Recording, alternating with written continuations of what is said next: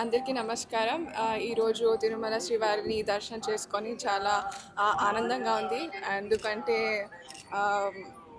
నేను ప్రతిసారి తిరుమలకి వస్తూనే ఉంటాను. ఎందుకంటే నా పర్సనల్ బిలీఫ్ ఏంటంటే శ్రీ వెంకటేశ్వర స్వామి కృప మరియు ఆశీర్వాదం ఉంటే మన జీవితము సంతోషంగా మరియు సులభంగా సాగుతుంది. అదే కాకుండా శ్రీ వెంకటేశ్వర స్వామిని మనసారా ప్రార్థిస్తే మనసే గుడిగా మరియు మనశుద్ధి అర్చనగా అవుతుంది. ఎందుకంటే కో అంటే కొండ నుంచి పలికే కోనేటి రాయ మన వెంకటేశ్వర స్వామి ఒక్కటే.